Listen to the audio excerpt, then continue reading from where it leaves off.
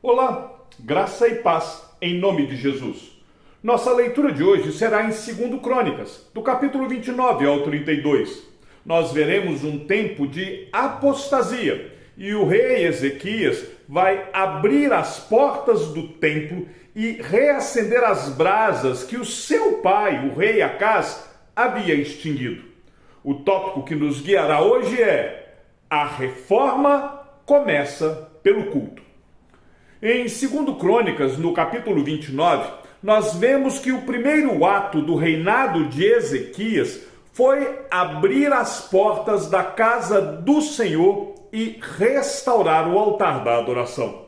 A imagem é poderosa: um rei que herda um templo fechado, em ruínas, símbolo de um povo espiritualmente morto. E a primeira ação do seu reinado é abrir as portas.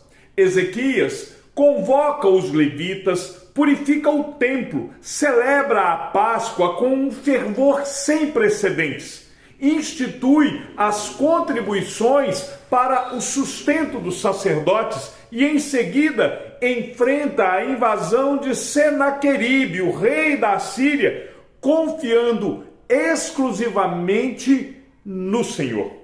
A sequência é teologicamente precisa. Primeiro, o culto é restaurado. Depois, a vitória é concedida.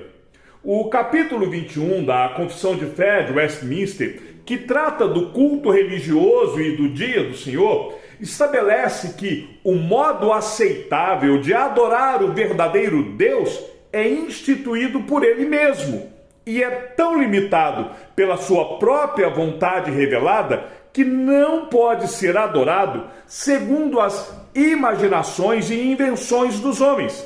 A reforma de Ezequias é um exemplo perfeito do princípio regulador do culto.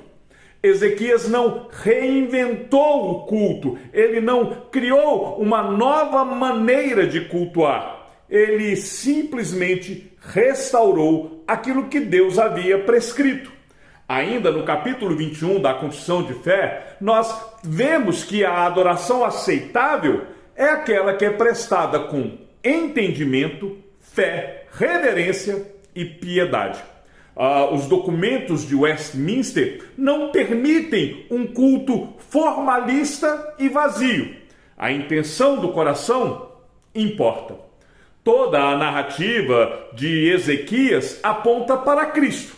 O rei Ezequias purificou o templo físico para que o culto a Deus fosse restaurado. Jesus Cristo purifica o templo de Jerusalém e declara que Ele é o verdadeiro templo. Nós, a Igreja do Senhor, somos o templo do Espírito Santo purificado pelo sangue de Jesus Cristo.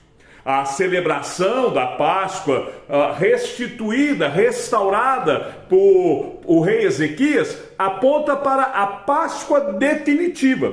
Cristo, Ele é o nosso Cordeiro Pascal. A ceia do Senhor que nós celebramos é a nossa Páscoa celebrada até que Ele venha.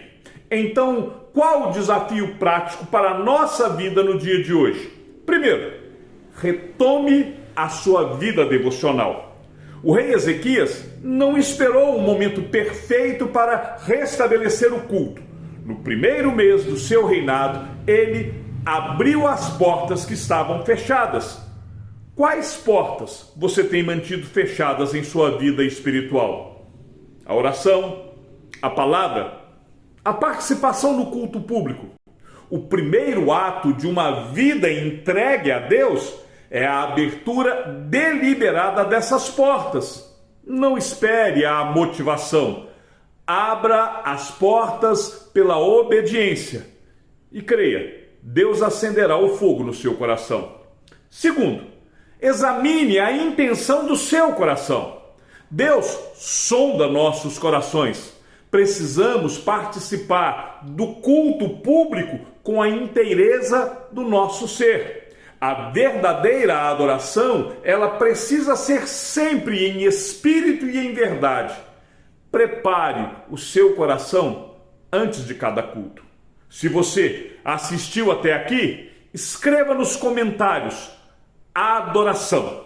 Compartilhe este vídeo em suas redes sociais para encorajar as pessoas a restaurar o altar da adoração. Muitos, por conta das lutas ou decepções, fecharam as portas da vida devocional, fecharam as portas da oração, da frequência na igreja, da comunhão com os irmãos. A história de Ezequias nos mostra que a vitória sobre as nossas maiores batalhas, elas vão acontecer depois que o altar da adoração é restaurado. Envie esta mensagem e encoraje alguém a reabrir as portas do coração para a verdadeira adoração ainda hoje. Lembre-se, a renovação espiritual começa pelo culto genuíno e termina na vitória soberana de Deus. Quer aprender um pouco mais? Leia a Confissão de Fé de Westminster, capítulo 21, que trata do culto religioso e do dia do Senhor. Que o Senhor te abençoe e te guarde, e até amanhã, se assim o Senhor nos permitir.